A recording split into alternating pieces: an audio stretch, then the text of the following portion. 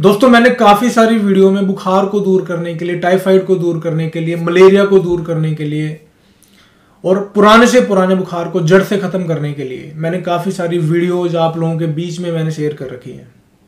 अब देखिए, कोई इंग्लिश दवाई तो है नहीं कि एक दिन में खाया अपने आप को आराम मिल गया। अगर आपको आयुर्वेदिक कोर्स करना है, आयुर्वेदिक अगर आपने दवा का सेवन करना है, उसके लिए आपको नियम जरूर फॉलो करने पड़ेंगे। नियम फॉलो करे बिना आप पे दवाई काम नहीं करेगी, ये मैं लिख के दे सकता हूं आपको।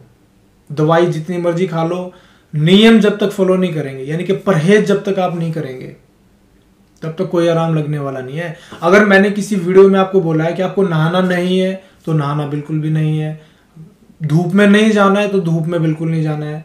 लोग दवाई ले लेते हैं लेकिन धूप में चले जाते हैं, बाहर की चीजें खा ली, अंदर वाले कमरे में रहना बिना हवा के, तभी जाके ये नुस्खे काम करते हैं बुखार वाले। ऐसे पुराने बुखार निकालना इतना कोई आसान नहीं है दोस्तों। अब दोस्तों यहाँ पे हम बात करते हैं जीर्ण जवर और कफ जवर को कैसे सही करें, और साथ में पुराने से पुराने जवर को हम कैसे सही करें।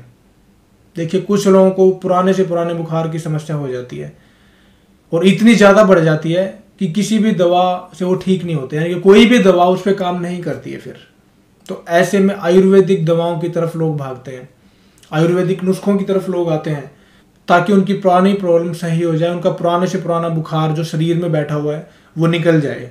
काफ़ी कोशिशें हमने की हैं, अच्छे अच्छे नुस्खे आपके साथ शेयर किए हैं। लेना आपने, फॉलो आपने करना है, परहेज आपने करना है, ठीक आपको होना है। 1% भी लापरवाही करेंगे तो ठीक नहीं होंगे। इस चीज़ की मैं यहाँ पे बिल्कुल क्लियरली बता रहा हूँ आपको।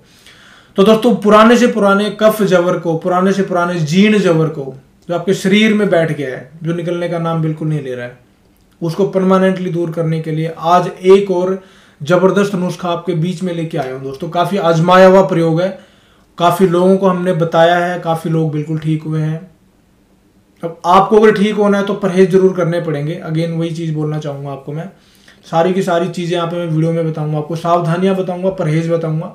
बस वीडियो को एंड तक जरूर देखना है अगर आपको ठीक होना है तो। दोस्तों, आपने यहाँ पे 10 ग्राम अजवाइन लेनी है और 2 आपने बड़ी पीपर लेनी है। बड़ी पीपर 2 और 10 ग्राम अजवाइन, बस ये 2 चीजें लानी है। 5 से 7 रुपए में ये नुस्खा बन के तैयार होगा और रिजल्ट देगा करोड़ों रुपए का आपको। इतनी ताकत वाला ये नुस्खा देने जा रहा हूं आज आपको मैं। अब दोस्तों, इसको बनाने का प्रोसेस थोड़ा समझना पड़ेगा आपको, और एक एक स्टेप बिल्कुल खोल के बताऊंगा, ओपन करके बताऊंगा। चाहे तो आप लिख भी सकते हैं या फिर वीडियो को बैक करके भी आप दोबारा सुन सकते हैं। एक मिट्टी का बर्तन लेना है, छोटा सा, जैसे छोटा सा मटका घड़ा टाइप होता है। मिट्टी का बर्तन लें, उसके अंदर में 1 कप पानी डालें आप, 10 ग्राम अजवाइन डाल दें और 2 बड़ी पीपर डाल दें। यह आपने सुबह बना के रख देना है और 8 पहर के लिए, 8 पहर का मतलब 24 घंटे के लिए आपको उसको ढक के रख देना है। 24, यानी कि आज सुबह में आपने बना के इसको यानी कि रेडी करके रखा, अगले दिन सुबह सेम टाइम पे, अगर आपने आज सुबह 8 बजे बनाया तो अगले दिन सुबह 8 बजे आपने उसको इस्तेमाल करना है। इस्तेमाल कैसे करेंगे? वो जो अजवाइन और बड़ी पीपर आपने उसके अंदर डाल के जो रखी है, उसको आप किसी दूसरे वाले बर्तन में निकाल लें अगले दिन, यानी कि जो कूटने वाली कुंडी होती है ना, उसके अंदर आप उसको निकाल लें। पहले कुंडी को साफ कर लें, उसके अंदर मिर्च या लहसुन वगैरह किसी तरह की स्मेल नहीं होनी चाहिए, कोई भी तीखापन नहीं होना चाहिए, नहीं तो फिर आपको प्रॉब्लम हो सकती है। उसके अंदर उसको डालें, उस पानी को, अजवाइन को और उसको, तीनों चीज़ों को, और डंडे के साथ में, जो कूटने वाला जो डंडा होता है उसके साथ में आप उसको अच्छे से घोंट लें। घोंटें इतना कि अजवाइन भी बिल्कुल उसके अंदर मिक्स हो जाए और जो पीपर है बड़े वाली वो भी उसके अंदर मिक्स हो जाए, यानी कि गाढ़ा गाढ़ा आपका एक वो बन जाए, लिक्विड बन जाए उसका। इसको हम घासा बोलते हैं। ये घासा बना लेना आपने।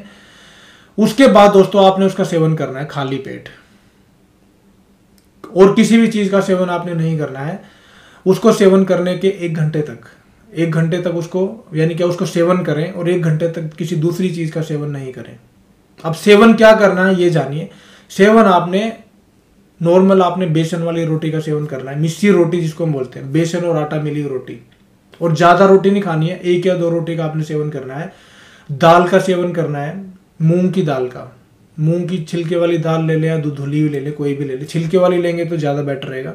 छिलके वाली दाल आप बनाएं, बगैर तड़के की बनाएं, सिर्फ बॉयल करें। उसके अंदर में आपको तड़का वड़का कुछ लगाने की जरूरत नहीं है, आप शायद सीधा बॉयल करें, थोड़ा सा हल्दी डालें, उसके अंदर थोड़ा सा नमक डालें, या फिर स्वाद अनुसार एक मिर्च डालना चाहते तो एक मिर्च भी आप डाल सकते हैं। आपको उसका सेवन करें, रोटी के साथ करें। चावल बिल्कुल नहीं खाना है, तेल घी बिल्कुल नहीं खाना है, और कोई किसी भी तरह का नशा आपको नहीं करना है।